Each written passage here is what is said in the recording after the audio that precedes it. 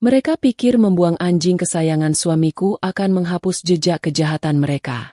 Tapi saat ia pulang dengan kaki pincang dan menggali tanah kebun, aku tahu arwah suamiku tak pernah pergi. Apa yang kutemukan di lubang itu membungkam kesombongan ibu mertuaku untuk selamanya. Sebelum ceritanya dimulai, silakan tulis di kolom komentar dari daerah mana saja teman-teman yang menonton cerita ini. Dan dengar cerita sambil aktivitas apa? Nyapu, ngepel, tiduran, rebahan atau apa?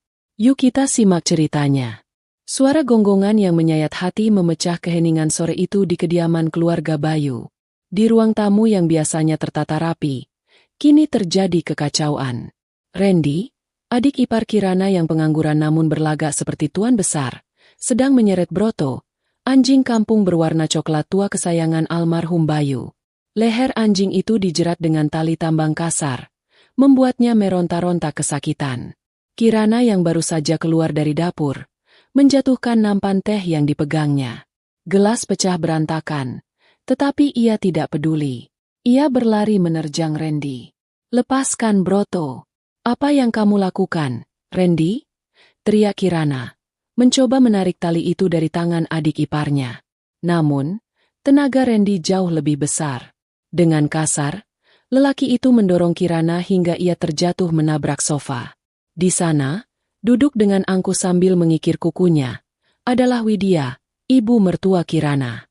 Wanita parubaya itu bahkan tidak menoleh sedikit pun meski menantunya terjatuh. "Ibu, tolong hentikan Randy. Itu anjing kesayangan Mas Bayu. Itu satu-satunya kenangan hidup yang Mas Bayu tinggalkan buat Kirana." Kirana memohon, matanya sudah berkaca-kaca. Widya akhirnya meletakkan kikir kukunya. Ia menatap Kirana dengan pandangan merendahkan, seolah melihat kotoran yang menempel di ujung sepatunya. "Justru itu masalahnya, Kirana," ucap Widya dingin. "Bayu sudah mati. Binatang itu cuma bikin rumah ini bau dan kotor. Lagi pula, biaya makannya mahal. Kamu pikir kita ini penampungan hewan? Randy, bawa anjing itu pergi jauh-jauh. Buang ke hutan di pinggiran kota biar dia tidak bisa pulang." Kirana bangkit. Amarah mulai menjalari dadanya. "Saya yang beli makannya, Bu. Saya pakai uang tabungan saya sendiri. Saya tidak pernah minta uang belanja ibu untuk Broto." Widya berdiri. Wajahnya merah padam karena dibantah. Ia melangkah mendekati Kirana dan menunjuk wajah menantunya itu. "Heh, kamu itu cuma menumpang di sini. Rumah ini rumah anakku, Bayu. Karena Bayu sudah meninggal, rumah ini kembali jadi milikku. Kamu itu cuma janda miskin yang tidak punya apa-apa. Kalau kamu berani membela anjing buduk itu, silakan angkat kaki dari sini sekarang juga. Pilih mana, anjing itu atau kamu tetap punya atap untuk berteduh."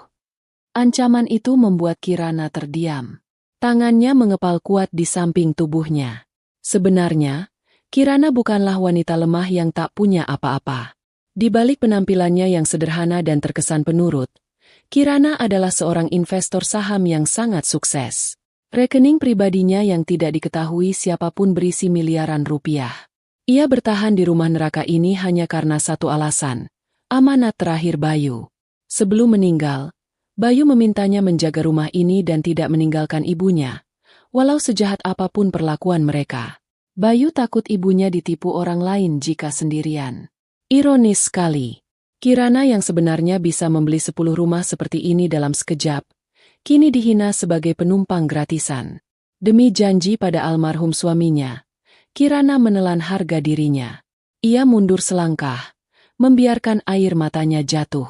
"Bagus," cibir Widya melihat Kirana diam. "Randy, seret binatang itu sekarang." Broto melolong panjang saat diseret keluar pintu. Tatapan mata anjing itu tertuju pada Kirana, seolah bertanya mengapa tuannya tidak menolongnya. Hati Kirana hancur berkeping-keping. 2 hari berlalu sejak kejadian itu. Rumah terasa sepi dan mencekam. Kirana lebih banyak mengurung diri di kamar, sementara Widya dan Randy bersenang-senang menonton televisi dengan volume keras, merayakan hilangnya pengganggu di rumah itu. Malam itu, hujan turun sangat deras disertai petir yang menyambar-nyambar. Listrik sempat berkedip beberapa kali. Kirana sedang duduk di tepi jendela, menatap kegelapan kebun belakang. Tiba-tiba, di sela suara guntur, ia mendengar suara lirih. Kreek, kreek, suara garukan di pintu belakang. Jantung Kirana berdegup kencang. Ia menyambar senter dan berlari ke dapur.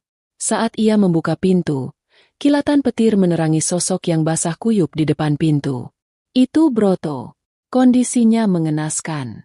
Tubuhnya kurus, penuh lumpur, dan salah satu kaki belakangnya terangkat, seperti patah. Ada bekas luka sabetan di punggungnya. Namun, anjing itu tidak masuk ke dalam rumah untuk mencari hangat. Begitu melihat Kirana, Broto justru berbalik, terpincang-pincang menuju ke sudut kebun belakang, tepat di bawah pohon mangga tua yang rimbun. Broto, tunggu! Kirana berlari menerobos hujan. Ia tidak peduli baju tidurnya basah kuyup.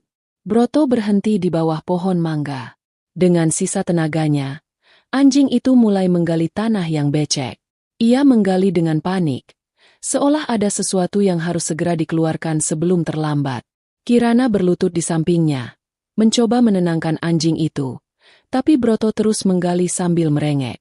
Karena penasaran, Kirana akhirnya membantu. Ia mengeruk tanah basah itu dengan tangannya. Tak lama kemudian, jari Kirana menyentuh sesuatu yang keras. Bukan batu, bukan akar pohon. Itu sebuah kotak besi berkarat. Namun, yang membuat bulu kudu Kirana meremang bukan kotaknya, melainkan pembungkusnya. Kotak itu dibungkus dengan kain putih yang sudah kusam dan kecoklatan karena tanah. Kain kafan. Kirana gemetar. Ia menarik kotak itu keluar. Broto seketika berhenti menggali dan menjatuhkan tubuhnya di atas lumpur. Napasnya tersengal-sengal. Matanya menatap kotak itu lekat-lekat. Di tengah guyuran hujan dan kilatan petir, Kirana membuka kain kafan pembungkus itu. Ia membuka pengait kotak besi yang sudah karatan. Dengan bantuan cahaya senter yang remang-remang, ia melihat isinya. Ada sebuah buku harian tua milik Bayu, tumpukan kertas dokumen, dan 3 botol kaca kecil berisi cairan berwarna keruh dan berbau menyengat. Kirana mundur ketakutan. Firasatnya mengatakan ini bukan sekadar harta karun biasa. Ini adalah rahasia kelam yang dikubur suaminya sendiri. Kenapa Bayu menyembunyikan ini di sini? Dan kenapa Broto, seekor anjing, seolah tahu persis letak benda ini? Saat kilat kembali menyambar, Kirana melihat tulisan tangan Bayu yang tertera di sampul buku harian itu. Tulisannya berantakan, seperti ditulis oleh orang yang sedang ketakutan atau kesakitan. Jika kalian menemukan ini, berarti aku sudah mati dibunuh perlahan. Darah Kirana berdesir hebat. Ia mendekap kotak itu, menatap jendela kamar ibu mertuanya yang gelap di lantai 2. Malam ini, Kirana tahu bahwa penderitaannya sebagai menantu yang teraniaya akan segera berakhir, berganti menjadi sebuah misi pembalasan. Kirana tidak tidur malam itu. Setelah memandikan Broto dengan air hangat, membalut lukanya, dan memberinya makan daging, yang sengaja ia ambil dari jatah makan Randy di kulkas, Kirana mengunci pintu kamarnya rapat-rapat. Broto tertidur pulas di atas karpet tebal di samping ranjang, mendengkur halus. Anjing itu tampak damai sekarang, seolah tugas besarnya telah selesai. Kini giliran Kirana. Di bawah sorot lampu meja belajar yang redup, Kirana membuka kotak besi berkarat itu lagi. Ia mengenakan sarung tangan plastik agar tidak meninggalkan sidik jari. Naluri bisnisnya yang teliti mengambil alih. Ia mengambil buku harian Bayu. Buku itu berbau apek, campuran bau tanah dan obat-obatan rumah sakit. Perlahan, Kirana mulai membaca halaman demi halaman. Air matanya tak tertahankan lagi saat memori masa lalu berputar kembali di kepalanya. Tumpang tindih dengan fakta menyakitkan yang tertulis di sana. Kirana teringat masa-masa awal pernikahannya. Bayu adalah lelaki yang sangat pekerja keras. Ia berangkat subuh dan pulang larut malam. Namun, setiap akhir bulan, Bayu selalu pulang dengan wajah lesu. "Maaf ya, Ran," ucap Bayu kala itu, menyerahkan amplop tipis berisi uang belanja yang jauh dari kata cukup. "Gajiku dipotong lagi sama kantor. Ibu bilang, utang bapak ke perusahaan tempatku kerja dulu belum lunas. Jadi gajiku sebagai manajer harus dipotong 70% untuk nyicil." Kirana, yang kala itu masih polos dan sangat mencintai Bayu, hanya mengangguk prihatin. "Nggak apa-apa, Mas. Kita makan seadanya saja. Yang penting utang Bapak lunas. Biar Ibu tenang." Bayu selalu menunduk, tak berani menatap mata Kirana. Kirana mengira itu rasa bersalah seorang suami yang belum bisa membahagiakan istri. Ternyata, itu adalah rasa bersalah karena membohongi istri. Mata Kirana membelalak membaca halaman tengah buku harian itu. Tulisan Bayu terlihat ditekan kuat. Tintanya menembus ke halaman belakang. Tanggal 12 Maret. Aku tidak tahan lagi. Ibu memaksaku menandatangani surat itu lagi. Ternyata tidak pernah ada utang Bapak. Perusahaan, Karya Abadi, tempatku bekerja itu sebenarnya milikku. Bapak mewariskannya padaku, bukan sebagai karyawan, tapi sebagai pemilik tunggal. Tapi Ibu dan Randy memalsukan akta notaris saat aku sakit tifus parah dulu. Mereka membuat seolah-olah perusahaan itu milik Paman, dan aku hanya pegawai yang menanggung utang. Tangan Kirana gemetar hebat. Ia menutup mulutnya, menahan jeritan. Selama 5 tahun pernikahannya, mereka hidup seperti orang susah. Kirana bahkan rela tidak membeli baju baru selama 2 tahun. Rela dihina tetangga karena motor butut mereka sering mogok. Rela makan tahu tempe setiap hari demi membayar utang keluarga. Ternyata, semua uang hasil kerja keras Bayu, miliaran rupiah keuntungan perusahaan, masuk langsung ke rekening pribadi Widya dan Randy. Kirana membalik halaman berikutnya. Randy butuh uang lagi untuk judi. Ibu memarahiku habis-habisan karena aku menolak mencairkan dana operasional kantor. Ibu bilang aku anak durhaka. Ibu bilang aku sudah diguna-guna Kirana sampai pelit sama keluarga sendiri. Ya Tuhan, aku lelah. Dadaku sakit lagi setiap habis minum jamu, racikan Ibu. Kirana terhenti. Matanya beralih ke botol-botol kecil di dalam kotak besi itu. Cairan keruh. Jamu, bisik Kirana lirih. Ia ingat betul. 3 bulan sebelum Bayu meninggal mendadak karena serangan jantung, Widya menjadi sangat rajin membuatkan jamu untuk Bayu. Widya selalu melarang Kirana menyentuh dapur saat ia meracik jamu itu. "Ini resep leluhur. Tangan kotor kamu nggak boleh pegang," bentak Widya waktu itu. Kirana mengambil salah satu botol itu dan mengamatinya di bawah cahaya lampu. Di label botol itu, Bayu menulis kecil dengan spidol permanen, disimpan diam-diam saat Ibu lengah. "Bawa ke lab jika aku mati." Napu Kirana memburu. Jadi, Bayu sudah curiga? Bayu tahu ibunya sendiri meracuninya perlahan? Kirana kembali membaca paragraf terakhir di buku harian itu, yang ditulis seminggu sebelum kematian Bayu. "Aku tahu waktuku tidak lama lagi. Jantungku rasanya seperti ditusuk jarum setiap malam. Aku ingin lapor polisi, tapi aku tidak tega melihat Ibu di penjara. Aku bodoh. Aku pengecut. Tapi aku harus menyelamatkan Kirana. Kalau aku mati, Ibu pasti akan mengusir Kirana." Aku sembunyikan sertifikat asli rumah dan saham perusahaan di lapisan bawah kotak ini. Broto tahu tempatnya. Hanya Broto teman setiaku di rumah ini yang melihat saat aku menguburnya malam-malam. Dengan panik, Kirana membongkar dasar kotak besi itu. Benar saja, ada lapisan palsu. Di bawahnya tersimpan sebuah amplop coklat tebal yang disegel plastik kedap air. Kirana merobek segelnya. Isinya adalah sertifikat hak milik, SHM, rumah mewah yang mereka tempati ini. Tertulis jelas, pemilik, Kirana Larasati. Bukan Bayu, bukan Widya. Dan di bawahnya, ada surat wasiat notaril yang sah. Bayu telah mengalihkan 100% saham perusahaan dan seluruh asetnya kepada Kirana 6 bulan sebelum ia meninggal. Rupanya, di balik sikap diamnya, Bayu diam-diam menyewa pengacara lain tanpa sepengetahuan ibunya untuk mengurus ini semua. Selama ini, Widya dan Randy mengira mereka berkuasa karena memegang sertifikat rumah yang ada di brankas ruang tamu. Mereka tidak tahu bahwa sertifikat yang mereka pegang itu adalah duplikat palsu yang sengaja dibuat Bayu untuk mengelabui mereka. Kirana menyandarkan punggungnya ke kursi. Rasa sedihnya perlahan menguap, tergantikan oleh amarah yang dingin dan tajam. Ia membayangkan wajah Widya yang sombong saat mengusir Broto. Ia membayangkan seringai Randy saat menendang anjing itu. Mereka hidup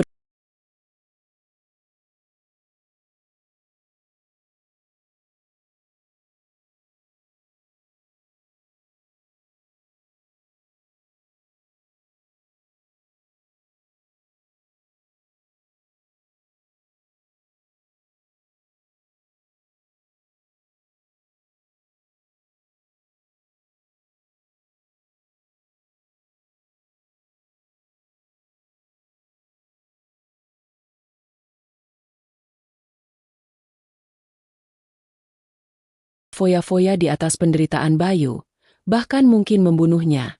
Dan sekarang mereka ingin membuang Kirana seperti sampah. Kalian salah orang, desis Kirana. Ia menatap pantulan wajahnya di cermin. Wajah wanita yang selama ini menunduk patuh itu kini sirna. Kirana mengambil ponsel pintarnya dari laci tersembunyi. Ponsel mahal yang selalu ia mode heningkan. Ia mengetik pesan kepada seseorang. Pak Haryo, siapkan tim audit besok. Dan tolong kontak laboratorium forensik swasta terbaik. Saya punya sampel yang harus diperiksa segera. Kita mulai permainannya. Kirana menatap Broto yang masih tidur. Ia mengelus kepala anjing itu lembut. Terima kasih, Broto. Bisiknya. Mulai besok, kita akan buat mereka membayar setiap tetes air mata dan darah yang keluar di rumah ini. Di luar, hujan sudah reda. Namun badai yang sesungguhnya baru akan dimulai di dalam rumah ini. Pagi itu matahari bersinar terik.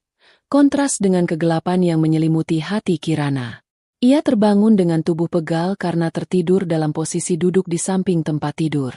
Matanya langsung tertuju pada karpet tebal di sisinya. Kosong. Kepanikan sempat menyergapnya selama sedetik sebelum ia mengingat bahwa subuh tadi, sebelum azan berkumandang, ia telah memindahkan Broto ke gudang belakang. Sebuah bangunan kecil terpisah dari rumah utama yang dulunya dipakai untuk menyimpan perkakas mobil antik almarhum ayah mertuanya. Gudang itu satu-satunya tempat yang tidak pernah diinjak oleh Widya maupun Randy karena kotor dan penuh debu. Kirana menarik napas panjang, menata ekspresi wajahnya di depan cermin. Ia harus kembali menjadi Kirana yang penurut, bodoh, dan tidak berdaya. Ia membasuh wajahnya, membiarkan kantung matanya terlihat jelas untuk mendukung sandiwaranya sebagai istri yang sedang berduka dan ketakutan. Saat ia melangkah ke ruang makan, aroma nasi goreng terasi menguar. Widya dan Randy sudah duduk di sana, menyantap sarapan dengan lahap. Suara denting sendok beradu dengan piring terdengar nyaring. Tidak ada sedikit pun raut penyesalan di wajah mereka. Meski baru 2 hari lalu mereka membuang makhluk hidup ke antah berantah. Masih berani keluar kamar kamu? Sindir Widya tanpa menoleh. Tangannya sibuk menyuapkan kerupuk ke mulut. Saya pikir kamu sudah sadar diri dan pergi menyusul anjing buduk itu. Kirana menunduk, menarik kursi dengan pelan. Maaf, Bu. Saya sedang tidak enak badan. Alasan, dengus Randy. Mulutnya penuh nasi. Paling juga malas. Ingat ya, Mbak, walau Mas Bayu sudah nggak ada, bukan berarti Mbak bisa ongkang-ongkang kaki di sini. Rumah ini butuh dibersihkan. Pembantu kan sudah Ibu pecat biar hemat. Jadi itu tugas Mbak sekarang. Kirana mengangguk pelan, menyembunyikan kilatan amarah di matanya. Iya, Ren. Nanti Mbak bersihkan. Dalam hati, Kirana mencibir. Nikmatilah sarapan terakhir kalian yang tenang. Setelah sarapan usai dan Widya pergi arisan, kegiatan rutinnya untuk memamerkan kekayaan semu, serta Randy sibuk dengan ponselnya di teras, Kirana kembali ke kamarnya. Ia mengunci pintu dan mengeluarkan kembali kotak besi yang semalam ia temukan. Ia harus mempelajari senjata ini lebih dalam. Semalam, ia terlalu emosional membaca buku harian Bayu. Kini, otak bisnisnya bekerja. Ia memilah dokumen-dokumen itu di atas meja.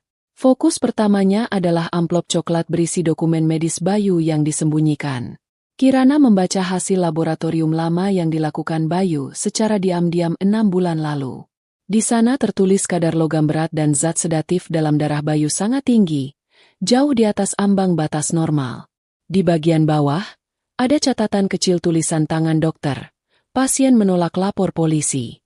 Pasien menduga sumber racun dari konsumsi herbal rutin. Kirana meremas kertas itu. Bayu tahu. Suaminya tahu ibunya meracuninya. Tapi cintanya yang buta pada sang ibu membuatnya memilih diam dan mati perlahan demi tidak melihat ibunya di penjara. Betapa bodohnya kamu, Mas, batin Kirana perih. Tapi ia juga mengerti. Bayu adalah pria yang terlalu lembut. Fokus kedua Kirana beralih ke sebuah bungkusan kain hitam kecil yang ada di sudut kotak. Saat dibuka, isinya adalah sebuah jimat. Buntalan rambut yang diikat benang merah dan secari kertas lusuh bertuliskan mantra Jawa kuno, serta sebuah foto Polaroid Randy. Di balik foto itu tertulis, tumbal sudah disiapkan. Penglaris untuk Randy. Bayaran lunas. Kirana terhenyak. Ia tahu ibu mertuanya percaya hal-hal mistis. Tapi ia tidak menyangka sejauh ini. Widya rupanya telah mendatangi dukun untuk meminta pesugihan atau penglaris bagi Randy, anak emasnya yang selalu gagal dalam usaha apapun. Dan mengerikannya, tumbal, yang dimaksud dalam perjanjian gila itu kemungkinan besar adalah energi kehidupan Bayu. Kirana teringat kejadian setahun lalu. Saat itu Bayu mendadak sakit keras. Muntah darah tanpa sebab medis yang jelas. Di saat yang sama, Randy tiba-tiba menang judi bola dalam jumlah besar dan membeli motor sport baru. Widya waktu itu tersenyum puas, berkata bahwa doa ibu manjur. Jadi, ini kelemahan fatal Widya, ketakutan paranoid dan kepercayaan buta pada dunia gaib. Widya percaya bahwa kekayaan dan nasib baiknya berasal dari perjanjian dengan makhluk halus, bukan dari kerja keras. Dan orang yang percaya klinik, biasanya paling takut jika dikhianati oleh penjaga gaibnya. Kirana beralih ke dokumen terakhir, slip-slip transaksi Randy. Ada tumpukan bukti transfer ke situs judi online. Jumlahnya fantastis. Randy telah menghabiskan hampir 2 miliar rupiah dalam 2 tahun terakhir. Uang dari mana? Mata Kirana menyipit melihat sebuah kwitansi gadai. Tertanggal 2 bulan lalu. Objek jaminan. Sertifikat hak milik, SHM. Nomor 10.294. Rumah tinggal. Nilai pinjaman, 500 juta rupiah. Pemberi gadai, Randy Pratama. Kirana hampir tertawa terbahak-bahak. Ini adalah ironi yang sempurna. Randy telah menggadaikan sertifikat rumah ini secara diam-diam ke rentenir atau pihak gadai swasta ilegal. Tapi, Randy tidak tahu bahwa sertifikat yang dia curi dari brankas ibunya itu adalah sertifikat palsu yang sengaja dibuat Bayu sebelum meninggal. Bayu pernah bercerita samar-samar pada Kirana dulu. "Ran, aku bikin duplikat sertifikat buat jaga-jaga kalau ada maling." Kirana baru paham sekarang. Bayu sudah memprediksi ketamakan adiknya. Artinya, saat ini Randy sedang duduk di atas bom waktu. Jika pihak gadai menyadari sertifikat itu palsu, Randy akan habis. Atau sebaliknya, Randy sedang dikejar-kejar bunga utang yang membengkak dan dia berharap Widya segera menjual rumah ini agar dia bisa menutupi lubang utangnya sebelum ketahuan. Kirana menyusun rencana di kepalanya. Ia memiliki 2 senjata pemusnah massal sekarang. Untuk Widya, teror psikologis memanfaatkan ketakutan mistisnya. Untuk Randy, jebakan utang dan fakta bahwa dia menggadaikan kertas tak berharga.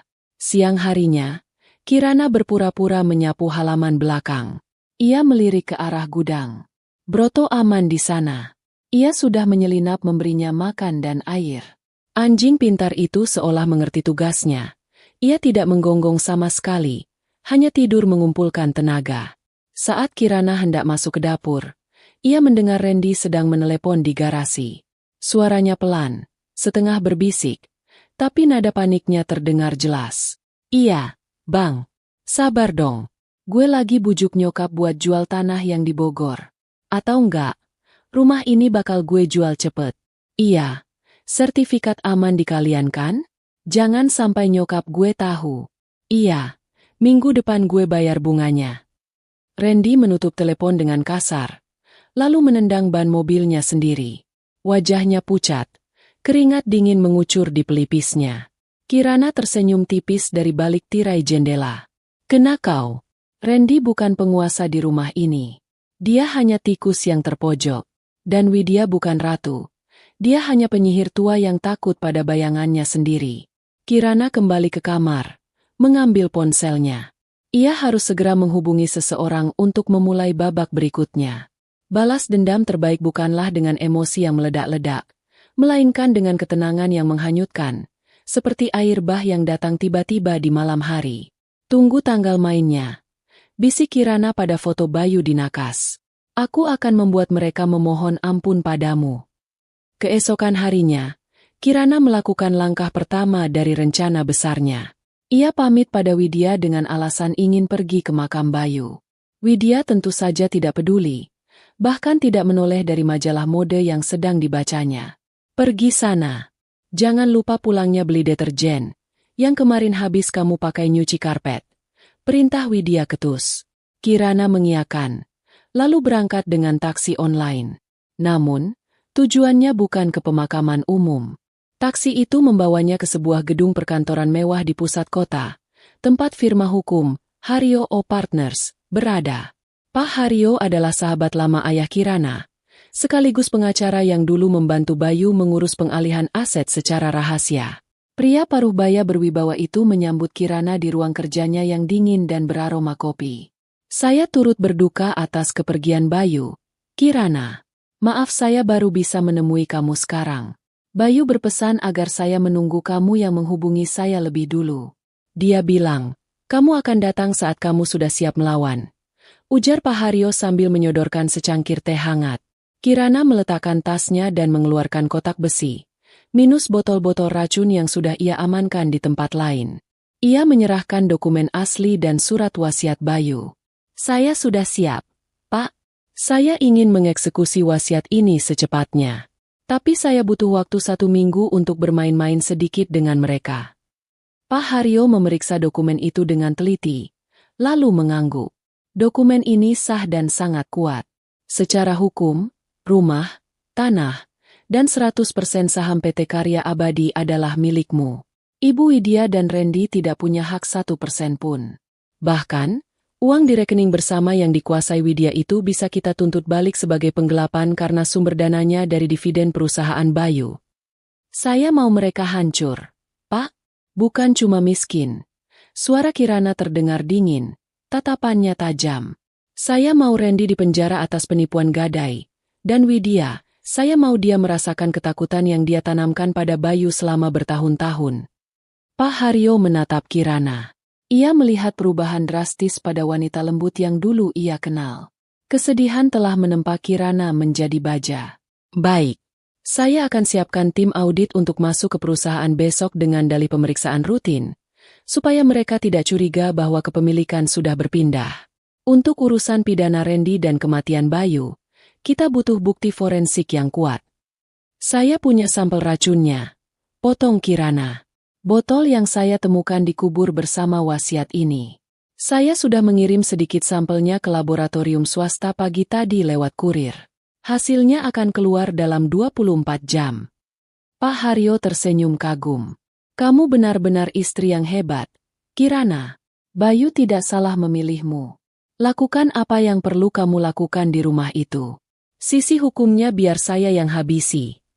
Sepulang dari kantor pengacara, Kirana tidak langsung pulang. Ia mampir ke toko barang antik dan toko perlengkapan kimia. Ia membeli beberapa barang aneh, bubuk belerang, speaker Bluetooth ukuran mikro, dan tinta merah yang bisa hilang jika terkena panas. Sesampainya di rumah, hari sudah sore. Rumah sepi. Widya dan Randy sepertinya sedang pergi makan malam di luar. Ini kesempatan emas. Kirana masuk ke kamar Widya. Kamar itu mewah, penuh dengan barang-barang bermerek hasil memeras keringat Bayu. Di atas meja rias, berjejer botol-botol parfum mahal dan krim wajah impor. Kirana mengeluarkan salah satu botol kecil berisi cairan keruh yang ia temukan di kotak besi. Botol racun yang dipakai Widya untuk membunuh Bayu perlahan. Ia meletakkan botol itu tepat di tengah-tengah meja rias, di antara parfum-parfum wangi itu. Lalu, ia mengambil secari kertas. Ia meniru tulisan tangan Bayu. Ia sudah berlatih semalaman, dan menulis pesan singkat. Ibu, kenapa obatku rasanya pahit sekali? Dadaku sakit, Bu. Kirana meletakkan kertas itu di bawah botol. Belum cukup sampai di situ. Kirana memasang speaker Bluetooth mikro di bawah kolong tempat tidur Widya, menempelkannya dengan selotip agar tidak terlihat. Speaker itu terhubung dengan ponsel lama Kirana yang ia sembunyikan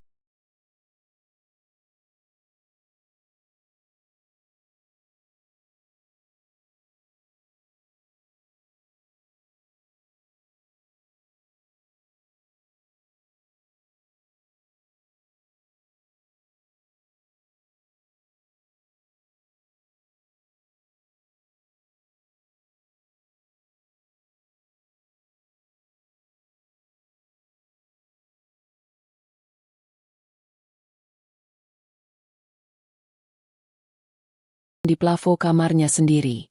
Setelah selesai di kamar Widya, Kirana beralih ke kamar Randy. Kamar itu berantakan. Bau rokok menguar kuat. Kirana membuka laci meja Randy dan meletakkan fotokopi sertifikat gadai palsu yang ia temukan di kotak besi. Ia sudah memfotokopinya di kantor Pak Haryo. Di atas fotokopi itu, ia menaruh sebuah brosur perumahan kumuh dan murah. Pesannya jelas, siap-siap jadi gelandangan. Kirana keluar dari kamar-kamar itu. Jantungnya berdegup kencang karena adrenalin. Ia merasa seperti sutradara yang sedang menata panggung untuk sebuah pertunjukan horor. Malam itu, sekitar pukul 9, Widya dan Randy pulang. Mereka terdengar tertawa-tawa, membawa tentengan belanjaan. "Kirana, bikin kopi," teriak Widya begitu masuk rumah. Kirana keluar dari kamar. Wajahnya datar. "Baik, Bu." Saat Kirana mengadu kopi di dapur, ia mendengar jeritan tertahan dari lantai atas. Itu suara Widya. Kirana tersenyum tipis. Pertunjukan dimulai. Ia membawa nampan kopi ke ruang tengah, berjalan santai menaiki tangga. Di depan pintu kamar Widya, ia melihat ibu mertuanya itu berdiri mematung. Wajah Widya pucat pasi. Matanya melotot menatap meja rias. Tangannya gemetar menunjuk botol kecil itu. "Ada apa, Bu?" tanya Kirana dengan nada polos yang sempurna. Widya menoleh cepat. Napasnya memburu. Siapa yang masuk kamar Ibu?" "Kamu ya?" "Saya? Dari tadi saya di kamar, Bu. Tidur. Baru bangun pas Ibu teriak minta kopi." Jawab Kirana tenang. "Bohong. Terus siapa yang taruh botol ini?" Ini. Widya tidak sanggup menyelesaikan kalimatnya. Ia tidak mungkin mengakui bahwa itu adalah botol racun yang seharusnya sudah ia buang jauh-jauh hari setelah kematian Bayu. Ia yakin sudah membuangnya ke tempat sampah depan. Bagaimana bisa ada di sini lagi? "Botol apa, Bu?" "Obat Ibu." Kirana melangkah mendekat. Pura-pura ingin melihat. "Jangan sentuh," pekik Widya histeris. Ia menyambar botol dan kertas itu, meremasnya dalam genggaman. Keringat dingin sebesar biji jagung muncul di dahinya. Ia membaca tulisan di kertas itu sekilas tadi, dan itu jelas tulisan Bayu. Tulisan anaknya yang sudah mati. "Ibu kenapa? Kok pucat? Keluar kamu. Keluar!" Usir Widya sambil membanting pintu kamarnya di depan wajah Kirana. Dari balik pintu, Kirana mendengar suara napas Widya yang tersengal-sengal dan gumaman panik. Gak mungkin. Aku sudah kasih sesajen. Bayu sudah mati." Kirana turun ke lantai bawah. Di sana, Randy baru saja keluar dari kamarnya dengan wajah yang tak kalah tegang. Ia memegang kertas brosur perumahan kumuh yang ditaruh Kirana. "Mbak, tadi ada orang masuk kamar gue nggak?" tanya Randy curiga. "Nggak ada, Ren. Mbak kunci pintu depan kok seharian." "Kenapa?" Randy menelan ludah. Ia meremas brosur itu dan menyembunyikannya di saku celana. Enggak apa-apa." Malam itu, suasana makan malam hening mencekam. Widya tidak menyentuh makanannya. Matanya liar melirik ke setiap sudut gelap ruangan. Randy sibuk mengetuk-ngetukkan jari ke meja dengan gelisah. Kirana makan dengan tenang, menikmati setiap suapannya. Tiba-tiba, lampu ruang makan berkedip-kedip. Mati sebentar. Lalu nyala lagi. "Listriknya kenapa sih?" bentak Randy kaget. Pada saat lampu padam sedetik itu, Kirana menekan tombol play di aplikasi musik ponselnya yang terhubung ke speaker di kamar Widya di lantai atas. Volume disetel rendah, namun cukup terdengar di keheningan malam. Dari lantai atas, terdengar suara sayup-sayup. Suara batuk-batuk kering. Batuk khas Bayu di hari-hari terakhirnya. Uhuk, uhuk. Bu. Bu.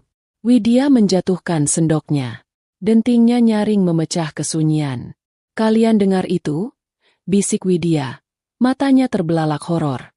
Dengar apa, Bu? Tanya Kirana. Suara Bayu. Itu suara Bayu batuk. Widya mulai menangis. Tubuhnya gemetar hebat. Randy tampak ketakutan tapi berusaha rasional. Ah, ibu halusinasi aja kali. Paling suara kucing atau angin. Tapi kemudian, suara itu terdengar lagi. Sedikit lebih keras. Uhuk, kenapa racun, Bu? Kenapa bukan obat? Kali ini Randy juga mendengarnya. Wajahnya memutih. Ia menatap ke arah tangga yang gelap menuju lantai 2. Kirana menahan senyumnya mati-matian. Ia menatap mereka berdua dengan tatapan kosong. Mbak enggak dengar apa-apa. Bu. Mungkin. Mas Bayu kangen sama ibu. Bukannya wajar ya kalau arwah orang yang meninggal tidak wajar itu masih ada di rumah sampai 40 hari?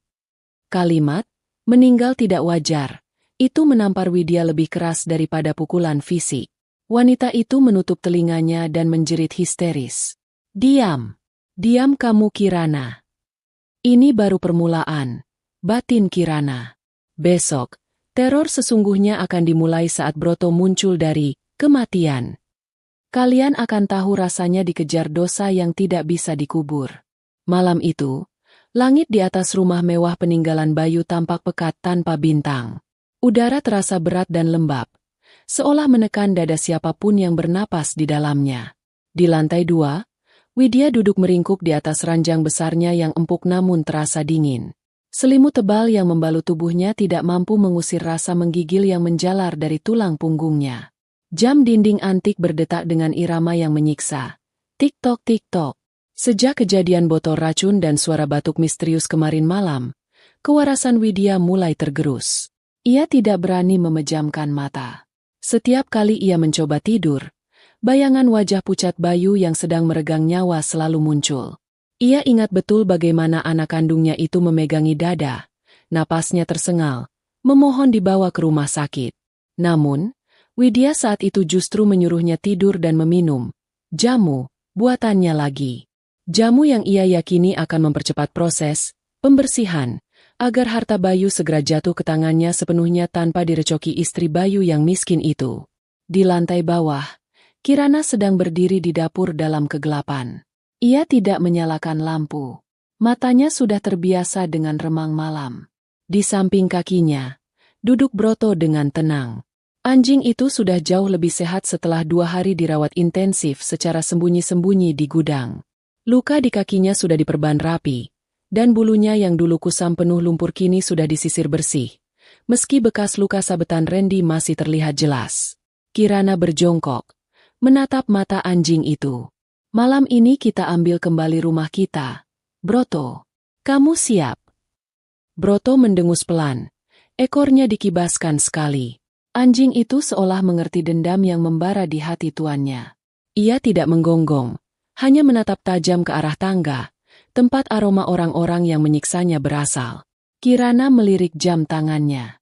Pukul 23. Waktunya tepat. Ia berjalan menuju panel listrik utama yang terletak di dekat pintu dapur. Dengan gerakan tegas, ia menurunkan saklar utama. Klik. Seketika, seluruh rumah tenggelam dalam kegelapan total. Suara dengung kulkas dan pendingin ruangan mati, menyisakan kesunyian yang mencekam. Di lantai atas, terdengar pekikan kaget Widya. Randy, Randy, lampu mati. Nyalakan gensetnya. Randy. Pintu kamar Randy di seberang lorong terbuka kasar. Ah, elah, kenapa sih rumah ini? Perasaan baru kemarin token diisi. Randy menggerutu, menyalakan senter ponselnya. Cahaya putih menyilaukan membelah kegelapan koridor lantai 2. Cek sekring di bawah. Ren, ibu takut gelap. Cepat. Widya berteriak histeris dari dalam kamarnya. Ketakutannya pada kegelapan bukan tanpa alasan. Baginya, kegelapan adalah tempat arwah-arwah penasaran berkumpul. Randy berdecak kesal, Melangkah gontai menuruni tangga sambil mengarahkan senter ponselnya ke sana kemari. Iya, sabar. Paling cuma anjlok. Si Kirana pasti nyalain setrikaan malam-malam. Dasar bego. Saat Randy sampai di pertengahan tangga, langkahnya terhenti. Ia mendengar sesuatu. Suara kuku hewan beradu dengan lantai marmer. Tak. Suara itu datang dari ruang tengah, mendekat ke arah kaki tangga. Randy mengarahkan senter ponselnya ke bawah. Siapa di sana? Mbak Kirana? Panggil Randy. Tidak ada jawaban. Hanya suara geraman rendah yang bergetar, seolah berasal dari dalam tanah. Randy menelan ludah. Weh, jangan main-main ya. Tiba-tiba, dari kegelapan ruang tengah, sepasang mata menyala memantulkan cahaya senter Randy. Mata itu kuning kehijauan, menatap tajam penuh ancaman. Anjing! Desis Randy tak percaya. Broto melangkah maju, masuk ke dalam lingkaran cahaya senter. Randy mundur selangkah, hampir terpeleset. Wajahnya pucat pasi. Ia ingat betul ia dan ibunya sudah menyuruh orang membuang anjing itu ke hutan. Bahkan ia sempat memukul kakinya sampai patah. Bagaimana mungkin anjing itu ada di sini? Setan! Randy gemetar. Ini pasti setan anjing. Di saat Randy terpaku ketakutan, Kirana menyalakan lilin besar yang dibawanya dari dapur. Cahaya api lilin yang bergoyang-goyang membuat bayangan Kirana di dinding terlihat memanjang dan menakutkan. Ia berjalan perlahan dari arah ruang makan. Wajahnya datar tanpa ekspresi. Rambutnya yang panjang tergerai menutupi sebagian wajah. Randy, kenapa kamu takut? Suara Kirana terdengar dingin, berbeda dari nada bicaranya yang biasanya lembut dan patuh. Bukankah kamu bilang Broto sudah dibuang? Kenapa dia pulang? Mbak, itu anjing jadi-jadian. Randy menunjuk Broto dengan tangan gemetar. Usir dia, Mbak, usir. Dia bukan jadi-jadian. Randy, dia penjaga rumah ini. Dia tahu siapa tuannya, dan dia tahu siapa pembunuhnya. Ucap Kirana sambil terus melangkah maju menaiki tangga. Broto mengikuti di sampingnya, menggeram ke arah Randy. Randy yang pengecut langsung lari terbirit-birit kembali ke lantai 2, meninggalkan Kirana dan Broto yang terus naik perlahan. Ibu, ada setan. Anjingnya Mas Bayu balik lagi. Randy mendobrak masuk ke kamar ibunya dan membanting pintu, menguncinya rapat-rapat. Widya yang sedang meringkuk di bawah selimut langsung bangun. Matanya melotot. Kamu ngomong apa? Anjing itu kan sudah dibuang jauh.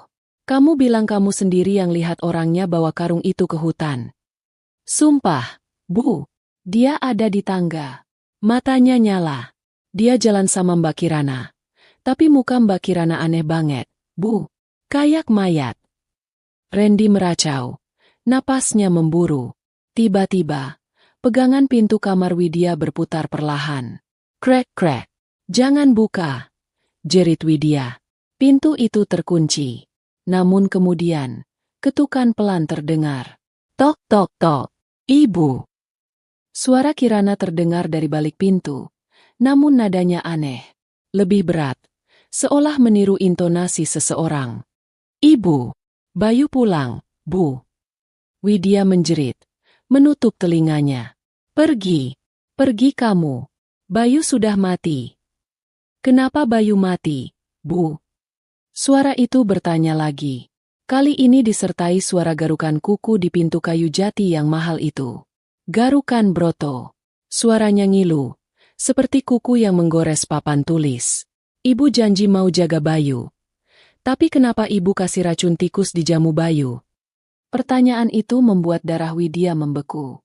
Tidak ada yang tahu soal racun tikus. Ia mencampurkannya sedikit demi sedikit dengan arsenik yang ia beli dari pasar gelap. Bagaimana suara itu bisa tahu? Bukan. Itu bukan racun. Itu obat.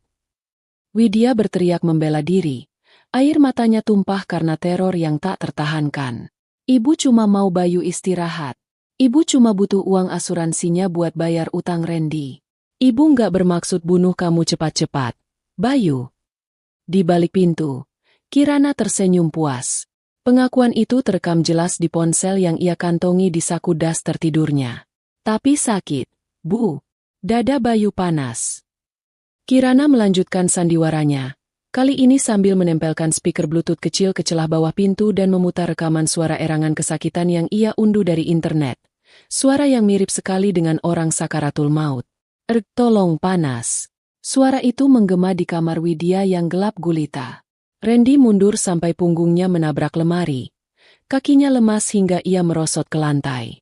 Widya sudah menangis histeris, melempar bantal ke arah pintu. Ampun, Bayu.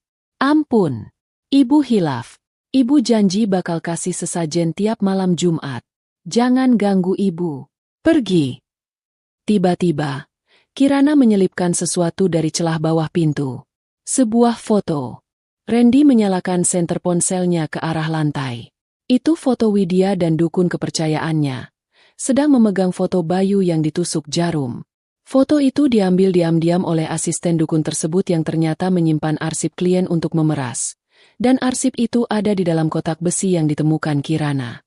Melihat foto itu, Widya menjerit panjang sampai suaranya serak. Ia merasa aib dan dosa-dosanya sedang ditelanjangi oleh kekuatan gaib. Mentalnya hancur. Ia merasa dikepung oleh arwah anaknya sendiri yang menuntut balas. Cukup. Nyalakan lampunya. Aku mau keluar dari rumah ini. Widya berteriak. Mencoba berdiri tapi kakinya terlalu gemetar. Randy, tolong ibu. Usir setannya. Tapi Randy hanya diam membatu. Menatap foto di lantai dengan tatapan kosong.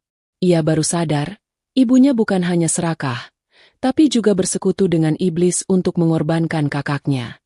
Dan sekarang, iblis itu datang menagih janji. Di luar kamar, Kirana meniup lilinnya hingga padam. Asap tipis mengepul, membawa aroma lilin yang hangus. Ia membelai kepala Broto. Satu langkah lagi, bisik Kirana. Sekarang kita hancurkan mereka dengan kenyataan. Kirana berjalan kembali ke panel listrik di lantai bawah. Ia membiarkan mereka tersiksa dalam kegelapan dan ketakutan selama 10 menit lagi, membiarkan imajinasi mereka menciptakan monster-monster yang lebih mengerikan daripada kenyataan. Ia ingin rasa bersalah itu membusuk di perut mereka sebelum ia memberikan pukulan terakhir. Malam itu, rumah mewah di kawasan elit itu berubah menjadi rumah hantu bagi penghuninya. Bukan karena hantu sungguhan, melainkan karena hantu masa lalu dan dosa yang kini bangkit dari kubur, digali oleh seekor anjing setia yang menolak melupakan tuannya. 10 menit berlalu seperti 10 tahun bagi Widya dan Randy yang terkurung di kamar. Ketika lampu kristal di langit-langit kamar tiba-tiba menyala terang benderang, keduanya tersentak kaget sambil menyipitkan mata, silau oleh cahaya yang menusuk. Listrik sudah menyala kembali. Suara dengung AC terdengar lagi, menormalkan suasana yang tadinya mencekam. Namun, ketakutan di wajah Widya belum hilang. Ia masih memeluk lutut di sudut kasur. Rambutnya acak-acakan. Wajahnya sembab dan pucat seperti mayat hidup. Randy yang pertama kali sadar. Ia mengedipkan mata, melihat sekeliling. Tidak ada hantu. Tidak ada monster. Lampu menyala normal. Rasa takutnya perlahan berganti menjadi rasa malu. Dan kemudian berubah menjadi amarah yang meluap-luap. Ia merasa dipermainkan. Ia bangkit, menyambar tongkat baseball yang tersandar di sudut kamar. Tongkat yang dulu sering ia pakai untuk gaya-gayaan. Sialan, umpat Randy. Ini pasti kerjaan perempuan itu. Dia mainin saklar listrik buat nakut-nakutin kita. Dasar janda gila. Jangan keluar. Ren, nanti ada Bayu. Cicit Widya. Masih trauma. Nggak ada Bayu, Bu. Bayu udah jadi tanah. Itu si Kirana kurang ajar. Randy membuka kunci pintu dengan kasar dan membantingnya hingga terbuka lebar. Ia berderap keluar menuju tangga. Tongkat baseball tergenggam erat di tangannya. Amarah membuatnya lupa bahwa tadi ia melihat seekor anjing besar yang seharusnya sudah mati. Di ruang tengah lantai bawah, Kirana duduk tenang di sofa tunggal layaknya seorang ratu yang sedang menunggu pengadilan rakyat. Ia sudah berganti pakaian.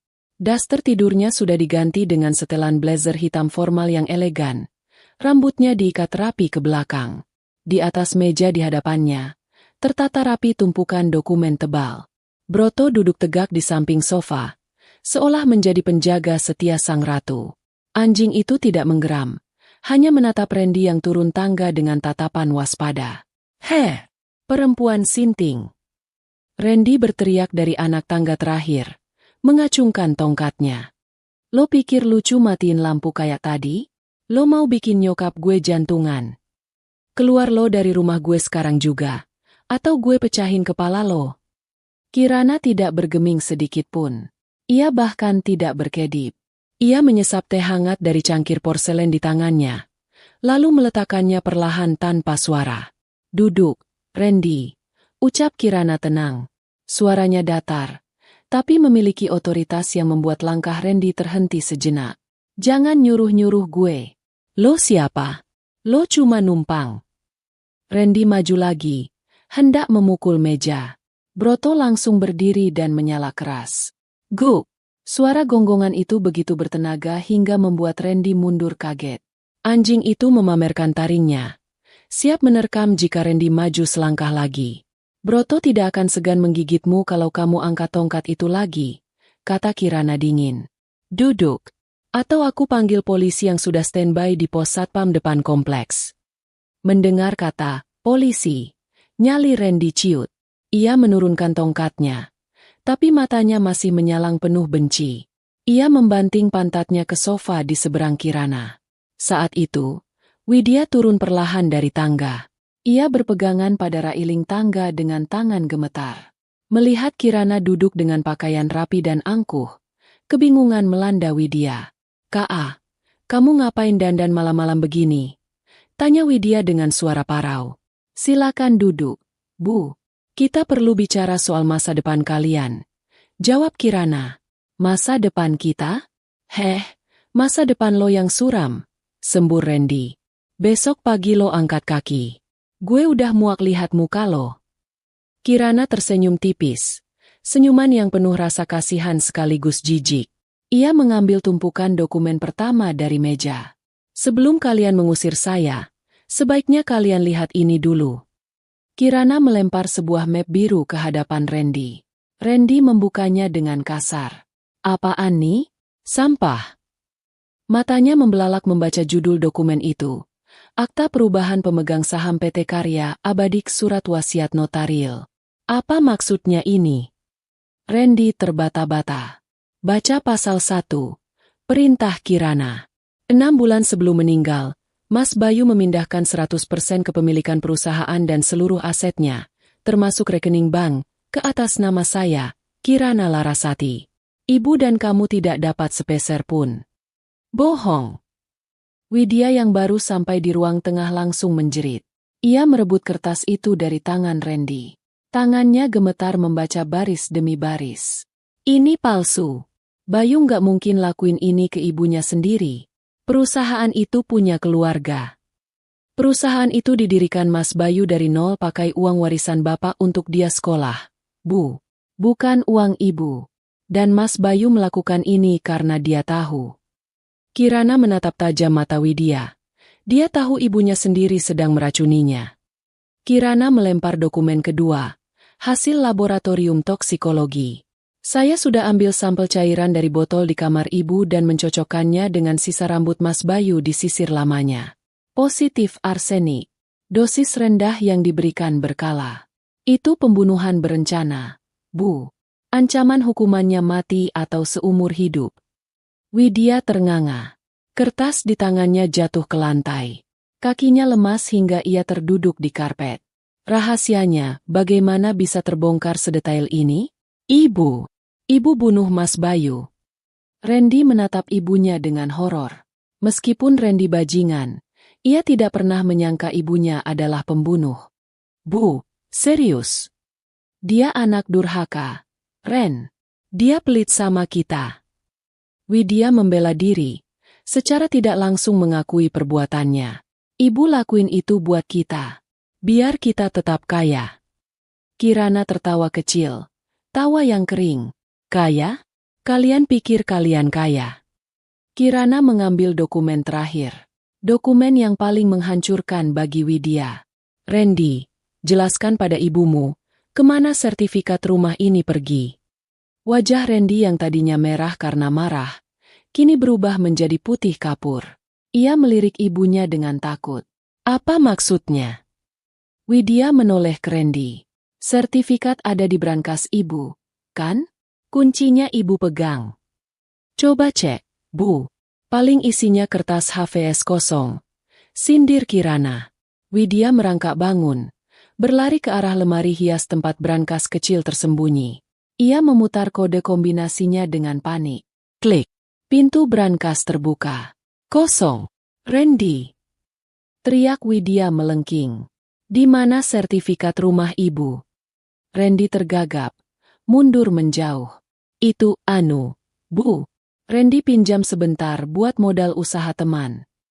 Kamu gadai. Widya menerjang anaknya sendiri, memukuli dada Randy dengan kepalan tangannya yang lemah. Dasar anak setan. Itu rumah ibu. Itu satu-satunya harta kita kalau perusahaan diambil perempuan ini. Kamu gadai berapa? 500 juta. Bu, buat bayar utang judi. Gumam Randy sambil menangkis pukulan ibunya. 500 juta. Widya histeris, menjambak rambutnya sendiri. Tenang, Bu. Potong Kirana. Suaranya membelah keributan ibu dan anak itu. Kalian tidak perlu bertengkar soal sertifikat yang digadaikan Randy. Keduanya menoleh ke Kirana. Kenapa? Kamu mau tebus? Tanya Randy penuh harap. Kirana menggeleng pelan sambil tersenyum miring. Ia mengangkat sebuah amplop coklat tebal dari dalam tas kerjanya. Perlahan, ia mengeluarkan sebuah buku hijau bersampul emas. Sertifikat hak milik, SHM. Karena sertifikat yang dicuri Randy dari brankas ibu itu palsu, kata Kirana penuh kemenangan. Mas Bayu sudah tahu tabiat adiknya yang panjang tangan. Jadi dia menyimpan sertifikat aslinya di tempat yang tidak akan pernah kalian sentuh. Di dalam tanah, dikubur bersama kotoran dan cacing. Dan Broto yang menjaganya. Randy melongo. Mulutnya terbuka lebar. Jadi, yang gue kasih ke rentenir itu. Kertas sampah, sambung Kirana. Dan sekarang rentenir itu pasti sudah sadar kalau mereka ditipu. Mereka pasti sedang mencari kamu. Randy, penipuan gadai, pemalsuan dokumen wah, hukumannya berat loh. Ditambah utang judi yang gak lunas. Keheningan melanda ruangan itu. Keheningan yang menyakitkan. Widya menyadari bahwa ia tidak punya apa-apa lagi. Rumah ini milik Kirana. Perusahaan milik Kirana. Anaknya seorang pembunuh, dirinya sendiri, dan seorang penipu, Randy. Istana pasir yang mereka bangun di atas kebohongan dan keserakahan telah runtuh seketika. Disapu ombak kebenaran yang dibawa oleh seorang janda yang mereka hina. Mulai detik ini, Kirana berdiri, merapikan blazernya. Kalian adalah tamu tak diundang di rumah saya. Saya berikan waktu sampai matahari terbit untuk membereskan barang-barang pribadi kalian. Baju saja. Jangan bawa satupun aset berharga yang dibeli pakai uang Mas Bayu. Kamu nggak bisa begini, Kirana. Widya mencoba memohon.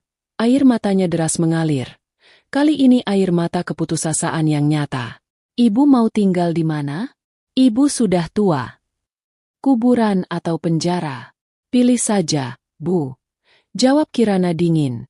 Polisi akan datang jam 8 pagi untuk menjemput ibu atas laporan pembunuhan berencana, dan menjemput Randy atas laporan penggelapan aset perusahaan. Kirana berbalik badan, memberi isyarat pada Broto. Ayo. Broto, kita tidur di kamar utama malam ini. Kamar yang seharusnya jadi milik kita. Anjing itu menggonggong riang, lalu berjalan mengikuti langkah Kirana menaiki tangga, meninggalkan dua manusia serakah yang kini saling menyalahkan di ruang tengah, hancur lebur tanpa sisa. Matahari pagi belum sepenuhnya menyinari kompleks perumahan elit itu, namun kehebohan sudah pecah di halaman depan rumah mendiang Bayu. Kabut tipis sisa hujan semalam masih menggantung di udara, menambah kesan dramatis pada sandiwara terakhir yang sedang dimainkan oleh Widya. Widya, dengan rambut acak-acakan yang sengaja tidak disisir dan mata bengkak, berlari keluar gerbang rumah sambil berteriak-teriak histeris. Ia memukul-mukul tiang listrik di depan rumahnya dengan batu, menciptakan bunyi denting nyaring yang memaksa para tetangga keluar dari rumah mereka yang nyaman. "Tolong! Tolong saya! Ada setan! Ada pembunuh!" jerit Widya dengan suara parau yang menyayat hati. "Pak RT! Bu RW! Tolong saya! Menantu saya sudah gila. Dia memelihara siluman." Dalam hitungan menit, kerumunan mulai terbentuk.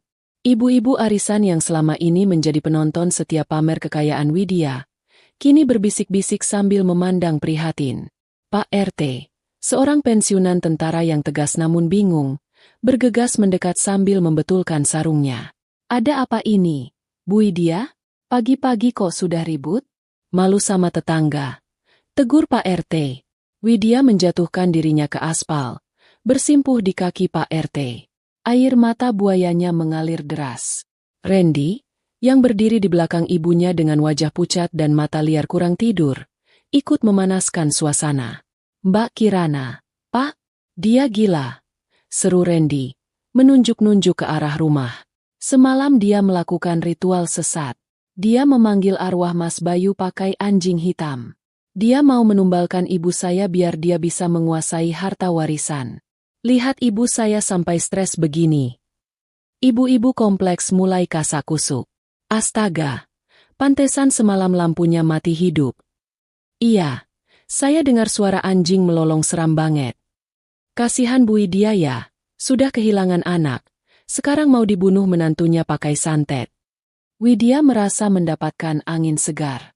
Dukungan massa adalah senjata terakhirnya. Jika ia bisa membuat warga mengusir Kirana karena alasan klinik atau gangguan jiwa, mungkin, hanya mungkin, ia bisa membatalkan atau menunda eksekusi dokumen-dokumen yang ditunjukkan Kirana semalam. Ia yakin Kirana hanya menggertak soal polisi. "Usir dia, Pak! Usir Kirana!" Widya meratap, menunjuk pintu utama rumah yang masih tertutup rapat. "Dia menaruh racun di kamar saya. Dia mengancam mau membunuh Randy. Tolong amankan perempuan penyihir itu." Pak RT tampak ragu, namun desakan warga membuatnya melangkah menuju gerbang. Baik, tenang dulu Bu. Saya akan cek. Kalau benar ada ancaman fisik, kita lapor polisi." "Jangan lapor polisi dulu, Pak. Usir saja dulu. Bakar barang-barangnya." Hasut Randy panik. Ia tahu kalau polisi datang, justru dia yang tamat. Tepat saat Pak RT hendak mengetuk gerbang, pintu utama rumah terbuka lebar. Suasana mendadak hening. Kirana muncul di ambang pintu. Ia mengenakan kemeja putih bersih dan celana bahan hitam, tampak sangat kontras dengan penampilan kumal Widya dan Randy. Wajahnya segar, tenang, dan memancarkan aura wibawa yang belum pernah dilihat oleh para tetangga sebelumnya. Di tangan kanannya, ia memegang sebuah pengeras suara portabel kecil. Dan di sampingnya, duduk dengan gagah, Broto. Anjing itu mengenakan kalung kulit baru yang mengkilap. Bulunya bersih bersinar tertimpa matahari pagi. Tidak tampak seperti siluman, justru tampak seperti anjing penjaga bangsawan. "Selamat pagi, bapak-bapak, ibu-ibu," sapa Kirana. Suaranya terdengar jelas dan tenang melalui pengeras suara, menembus keriuhan bisik-bisik tetangga. "Maaf sudah mengganggu istirahat pagi kalian dengan drama murahan ini." "Heh, jangan sok suci kamu," teriak Widya, bangkit berdiri dan menuding wajah Kirana. "Ngaku kamu yang teror saya semalam kan? Kamu yang bawa anjing setan itu masuk." Kirana menuruni anak tangga teras dengan anggun, langkahnya mantap menuju gerbang. Broto berjalan di sisinya tanpa tali, sangat patuh. Warga mundur selangkah, takut pada anjing besar itu karena hasutan Randy. Namun Broto hanya duduk tenang saat Kirana berhenti di balik pagar besi. "Ibu Widya bilang saya menyantet?" tanya Kirana sambil tersenyum miring. Ia menatap ibu-ibu arisan satu persatu. "Bu Siska, Bu Darni, kalian percaya Bu Widya ini orang kaya yang terzalimi?" "Ya, kelihatannya begitu," jeng Kirana. Sahut salah satu ibu dengan ragu. "Kamu kok tega sama mertua?" "Tega?" Kirana tertawa kecil. "Mari kita dengarkan siapa yang sebenarnya tega." Kirana mengeluarkan ponselnya, menghubungkannya ke pengeras suara dengan kabel aus. Ia menekan tombol play. Rekaman suara dari malam sebelumnya memecah keheningan pagi. Suara itu jernih. Tidak bisa disangka lagi milik siapa. Bukan. Itu bukan racun. Itu obat. Ibu cuma mau Bayu istirahat. Ibu cuma butuh uang asuransinya buat bayar utang Randy. Ibu nggak bermaksud bunuh kamu cepat-cepat. Bayu. Wajah para tetangga berubah drastis. Mulut mereka ternganga. Pak RT menatap Widya dengan pandangan tidak percaya. Widya mematung. Darah seolah surut dari wajahnya. Itu rekayasa. Itu suara diedit. Teriaknya panik. Kirana tidak peduli. Ia memutar rekaman kedua. Kali ini suara Randy. 500 juta. Bu, buat bayar utang judi. Sertifikatnya Randy gadai. Gumam kaget membahana di kerumunan. Ya ampun. Jadi Bayu meninggal karena diracun ibunya sendiri. Si Randy judi? Katanya pengusaha ekspor-impor. Gila. Satu keluarga kriminal semua. Kirana mematikan rekaman itu. Ia menatap tajam ke arah Widya yang kini gemetar hebat. Bukan karena akting, tapi karena ketakutan yang nyata. Bapak-bapak, ibu-ibu, ucap Kirana lantang. Dua orang ini bukan korban. Mereka adalah parasit yang membunuh suami saya, Bayu, demi harta. Mereka memalsukan gaya hidup mewah pakai uang suami saya, sementara suami saya disuruh kerja bagai kuda sampai sakit, dan saat sakit pun, malah diracun biar cepat mati supaya asuransinya cair. Fitnah. Randy mencoba menyerang, berlari hendak memanjat pagar untuk memukul Kirana. Namun belum sempat kakinya menyentuh besi pagar. Suara sirine meraung-raung mendekat. Dua mobil patroli polisi dan satu mobil sedan hitam mewah berhenti mendadak di depan kerumunan. Dari mobil sedan, keluar Pak Haryo bersama dua orang stafnya yang membawa tumpukan berkas. Dari mobil patroli, 4 orang polisi berseragam turun dengan sigap. Randy Pratama dan Widya Astuti. Tanya salah satu polisi tegas. Randy mencoba kabur ke arah taman samping kompleks. Tapi Pak RT dan beberapa bapak-bapak warga yang sudah muak langsung sigap menangkapnya. Mau lari kemana kamu, penipu? Bentak Pak RT sambil memiting lengan Randy. Widya mundur teratur. Menggeleng-gelengkan kepalanya seperti orang linglung. Enggak, saya orang terhormat, saya Ibu Widya, jangan sentuh saya. Polisi wanita mendekati Widya dan langsung memborgol tangannya. Ibu Widya, Anda kami tangkap atas dugaan pembunuhan berencana terhadap saudara Bayu Anggoro dan pemalsuan dokumen perusahaan. Anda berhak diam. Lepaskan. Saya punya pengacara. Saya punya uang. Widya meronta-ronta, menjerit seperti orang kesurupan saat digiring masuk ke mobil polisi. Kain batiknya tersingkap, sandalnya lepas sebelah, menghancurkan sisa-sisa harga dirinya di depan mata puluhan orang yang selama ini ia rendahkan. Randy diseret paksa. Wajahnya lebam karena sempat memberontak dan dipukul massa. Saat melewati Kirana, Randy meludah ke arahnya. Awas lo, gue bakal balik. Gue bunuh lo. Kirana hanya menatapnya dingin. Lunasi dulu utang judimu di penjara, baru bermimpi membunuhku. Pak Haryo menghampiri Kirana di balik pagar, menyerahkan sebuah dokumen. Sudah selesai, Nak Kirana. Tim forensik akan segera datang untuk ekshumasi makam Bayu guna konfirmasi racun. Tapi bukti rekaman dan sisa racun di botol sudah cukup kuat untuk penahanan awal. Rumah ini sekarang resmi bersih dari mereka. Kirana mengangguk pelan. Ia menatap mobil polisi yang membawa pergi mertua dan adik iparnya. Tidak ada rasa bahagia yang meluap-luap. Hanya rasa lega yang luar biasa. Seolah batu seberat 1 ton baru saja diangkat dari dadanya. Para tetangga kini berkerumun di depan pagar, meminta maaf pada Kirana dengan wajah malu. Mbak Kirana, maafkan kami ya, kami nggak tahu. Kalau butuh bantuan syukuran, bilang ya Mbak. Kirana tersenyum sopan, namun tegas. Terima kasih, Bapak Ibu. Untuk saat ini, saya hanya ingin ketenangan. Mohon pengertiannya. Ia berbalik badan. Berjalan kembali menuju rumah besarnya. Broto berjalan di sampingnya. Sesekali menoleh ke belakang seolah memastikan para penjahat itu benar-benar sudah pergi. Pintu utama tertutup perlahan. memisahkan Kirana dari dunia luar yang bising. Di dalam rumah yang kini sunyi, Kirana akhirnya menangis. Bukan tangis kesedihan, tapi tangis pelepasan untuk Bayu. Keadilan telah ditegakkan. 6 bulan berlalu sejak pagi yang menggemparkan itu.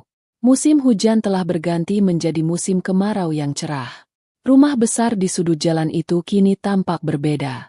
Pagar besi yang dulu kusam dan angker, kini dicat putih gading dengan tanaman rambat bunga bugenvil yang menghiasi pilar-pilarnya. Tidak ada lagi kesan suram atau aura penindasan yang dulu menyelimuti bangunan itu. Di halaman belakang, tempat di mana dulu Broto dibuang dan kemudian kembali menggali rahasia, kini telah berubah menjadi taman yang asri. Pohon mangga tua itu masih ada, namun di bawahnya kini terdapat sebuah bangku taman kayu yang nyaman dan sebuah kolam ikan koi kecil yang gemericik airnya menenangkan jiwa. Lubang galian tempat ditemukannya kotak besi itu sudah ditutup rapi, ditanami rumpun bunga melati yang wanginya semerbak setiap sore. Kirana duduk di bangku taman itu, memangku sebuah laptop tipis. Penampilannya berubah total. Tidak ada lagi daster lusuh atau wajah lelah. Kirana kini tampak seperti wanita karir yang sukses. Kulitnya bercahaya, mengenakan blus sutra berwarna pastel. Jari-jarinya menari lincah di atas keyboard, memeriksa laporan bulanan PT Karya Abadi yang kini dipimpinnya langsung. Di bawah kepemimpinan Kirana, perusahaan peninggalan Bayu itu berkembang pesat. Kirana memecat semua orang-orang, titipan, Widya yang tidak kompeten dan menggantinya dengan profesional muda. Keuntungan perusahaan melonjak 3 kali lipat, membuktikan bahwa selama ini perusahaan itu bukannya rugi, tapi digerogoti oleh keserakahan keluarga Bayu. "Mbak Kirana, ini teh jahenya," sapa seorang asisten rumah tangga parubaya yang ramah, meletakkan nampan di meja taman. Kirana merekrut pekerja baru yang jujur dan memperlakukan mereka layaknya keluarga. Sangat kontras dengan cara Widya memperlakukan pembantu dulu. "Terima kasih, Bena. Oh ya, tolong nanti siapkan daging rebus buat Broto ya." "Siap, Mbak." Si Broto lagi main tuh sama kupu-kupu, kekeh Bena sambil menunjuk ke tengah rumput. Broto, sang pahlawan, kini bertubuh gemuk dan sehat. Bulunya coklat mengkilat, matanya berbinar jenaka. Ia sedang berlarian mengejar kupu-kupu kuning, sesekali berguling-guling di rumput Jepang yang empuk. Kaki belakangnya yang dulu patah sudah sembuh total. Meski jalannya masih sedikit pincang jika ia terlalu lelah berlari, menjadi tanda abadi pengorbanannya.